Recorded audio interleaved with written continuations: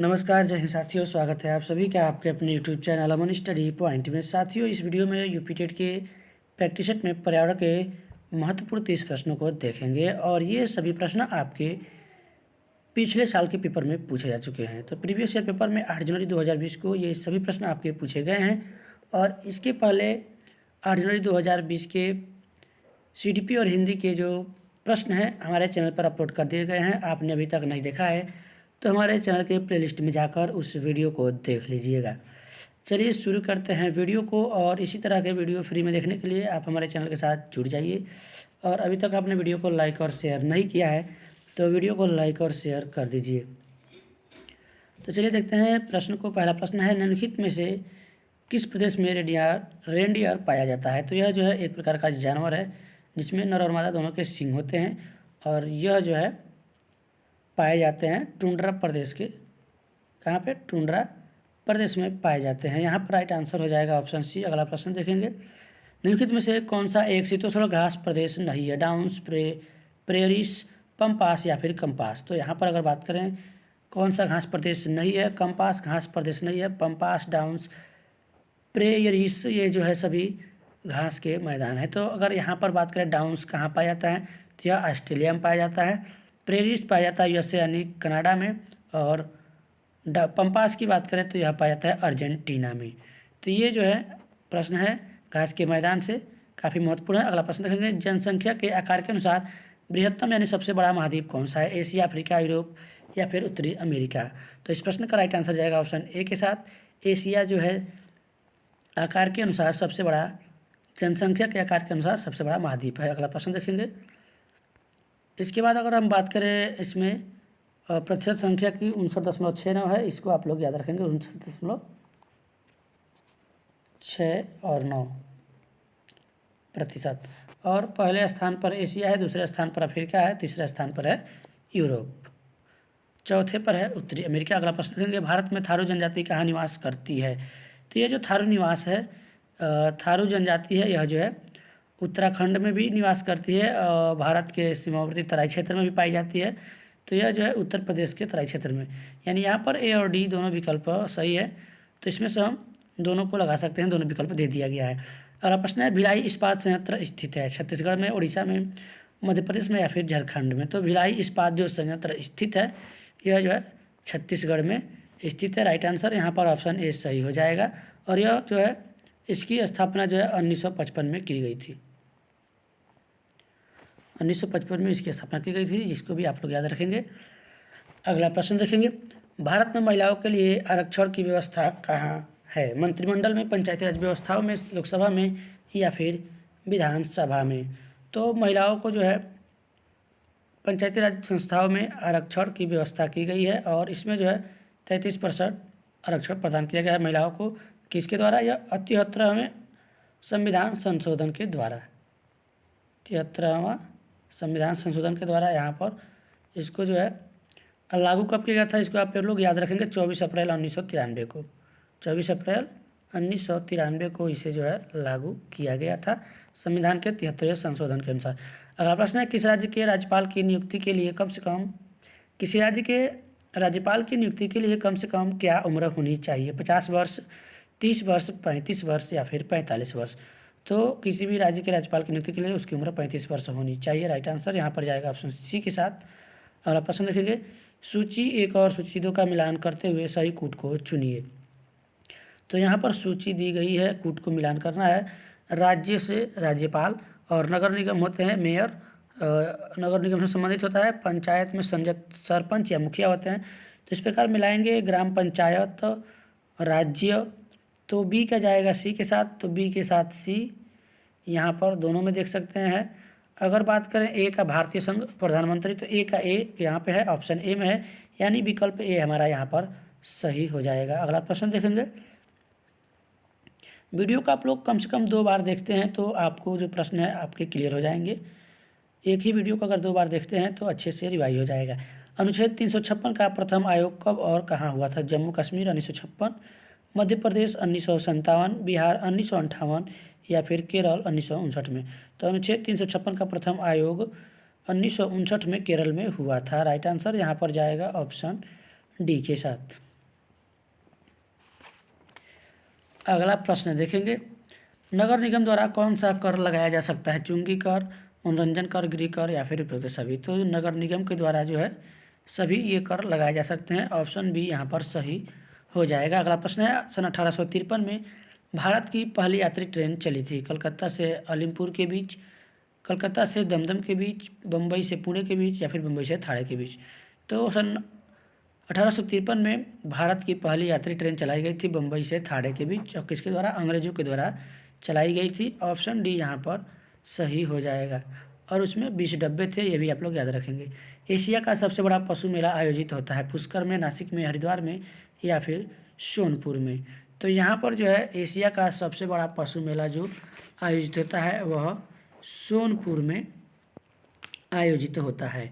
और अगर बात करें इसको जो है, यह जो है कहाँ पे लगता है? तो यह जो है जो गंगा और गंडक नदी है उसके संगम पर लगता है सोनपुर का मेला।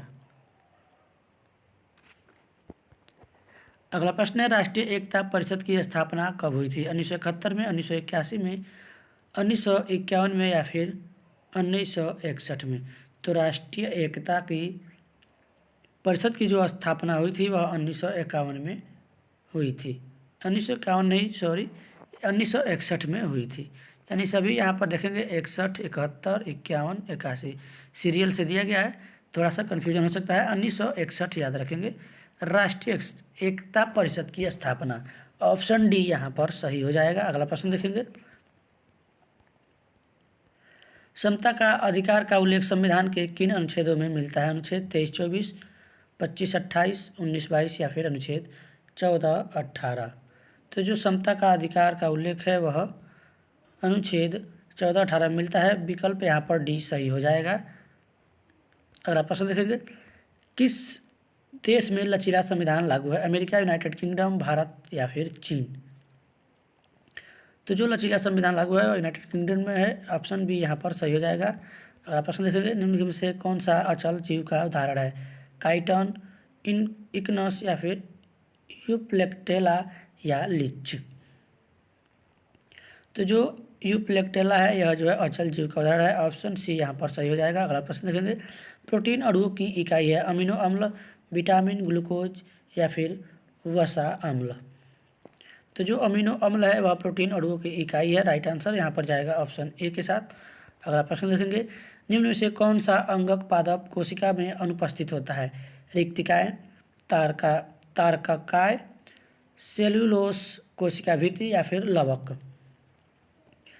तो अंगक पादप कोशिकाओं में अनुपस्थित होता है तारकाय, उपस्थित नहीं होता है यानी अनुपस्थित होता है। ऑप्शन बी यहाँ पर सही हो जाएगा। अगला प्रश्न देखेंगे, मनुष्य की शरीर की सबसे बड़ी ग्रंथि है? अधिवृक्क ग्रंथि, यकृत, अग्नाशय या फिर पीयूष ग्रंथि। तो जो सबसे बड़ी ग्रंथि है वह जो है यकृत है, लीवर है, जिसको हम अंग्रेजी में लीवर कहते हैं। इसको हम जिगर भी कहते हैं। अगला प्रश्न है, उत्तर प्रदेश का राज्य पक्षी है? राजकीय पक्षी कौन सा है? गौरा या तोता, सारस क्रेन या फिर मोर। तो यहाँ पर जो है यह प्रश्न पूछा गया है आपके यूपी टेट 8 जनवरी 2020 के एग्ज़ाम में। सारस क्रेन जो है यह उत्तर प्रदेश का राजकीय पक्षी है और इसकी जो हाइट होती है, जो ऊंचाई होती है वह जो है 180 सेंटीमीटर तक होती है। 180 सेंटीमीटर, इसको आप लोग याद रखेंगे।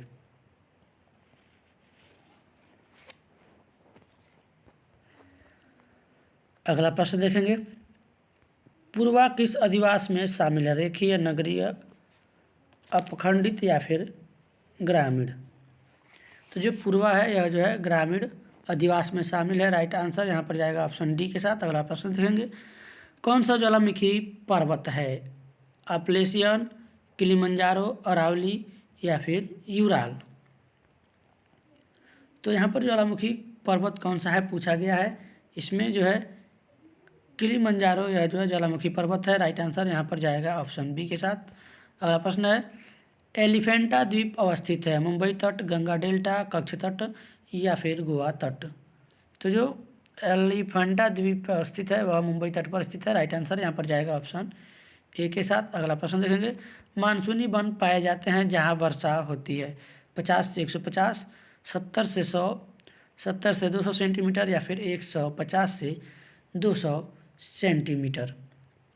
तो मानसूनी वन वहाँ पाए जाते हैं जहाँ वर्षा 70 से 200 सेंटीमीटर होती है। विकल्प सी यहाँ पर सही हो जाएगा। कार्बी एंगलोंग पठार विस्तार है तिब्बत का, शांत पठार का, प्रायद्वीप पठार का या फिर हिमालय का। तो कार्बी एंगलोंग जो पठार विस्तार है वह प्रायद्वीप पठार का विस्तार है। ऑप्शन बी यहाँ पर, ऑप्शन सी जो है विकल्प सी यहाँ पर सही हो जाएगा। अगला प्रश्न देखेंगे। संसार का सर्वाधिक समस्याकारी जलीय खरपतवार जिसे बंगाल का आतंक भी कहते हैं वह है एखोर्निया, क्रॉसिपस, जलकुंभी, सिनोडोन, डेक्टाइलोन, दूबघास, लैंटाना, कैमारा, पार्थिनियम, हिस्टेरोफोरस या फिर कांग्रेस घास। तो यहाँ पर जो है जलकुंभी जो है, जलकुंभी एखोर्निया, इसे बंगाल का आतंक कहा जाता है। ऑप्शन ए यहाँ पर सही हो जाएगा। वायरस के अजैविक होने का लक्षण है यह प्रजनन नहीं कर सकता, इसको क्रिस्टल के रूप में परिवर्तित किया जा सकता है, इसमें वंशानुगत सामग्री नहीं पाई जाती, इसमें प्रोटीन नहीं पाया जा सकता है। तो जो वायरस अजैविक होने के लक्षण होते हैं यह जो है इसको क्रिस्टल के रूप में परिवर्तित किया जा सकता है, यही जो है अजैविक होने का लक्षण है। ऑप्शन बी यहाँ पर सही हो जाएगा। अगला प्रश्न है। पादप हार्मोन जो फलों को पकाने में सहायता करता है साइटोकाइनिन, इथाइलिन, ऑक्सिन या फिर जिबरेलिन। तो यहाँ पर जो है जो इथाइलिन होता है यह फलों को पकाने में सहायता करता है, पादप हार्मोन। राइट आंसर यहाँ पर ऑप्शन बी के साथ जाएगा। और स्वतंत्र रूप से भूमि में रहने वाला अवायवीय जीवाणु जिसमें नाइट्रोजन N2 स्थिरीकरण की क्षमता होती है वह है क्लास्ट्रीडियम, विब्रियो, एजोटोबैक्टर या फिर राइजोबियम। तो यहाँ पर जो है हमारा आंसर सही हो जाएगा विकल्प ए क्लास्ट्रीडियम। यह जो है स्वतंत्र रूप से भूमि में रहने वाला अवायवीय जीवाणु है जिसमें नाइट्रोजन स्थिरीकरण क्षमता होती है। विकल्प ए यहाँ पर सही होगा। और इस वीडियो का आखिरी प्रश्न है। किस प्रकार का DNA कोशिका में सामान्य रूप से पाया जाता है। ऑप्शन है यहाँ पर B DNA, Z DNA, A DNA या फिर C DNA। तो जो BDNA है यह कोशिकाओं में DNA के सबसे सामान्य संरचनात्मक और पूर्ववर्ती प्रकार है। यहाँ पर जो राइट आंसर जाएगा ऑप्शन ए के साथ जाएगा। तो साथियों आज के वीडियो में बस इतना ही। वीडियो कैसा लगा कमेंट बॉक्स में जरूर बताएं और वीडियो पसंद आया हो तो वीडियो को लाइक और शेयर करें और चैनल पर पहली बार हैं तो चैनल को सब्सक्राइब करें। धन्यवाद। जय हिंद।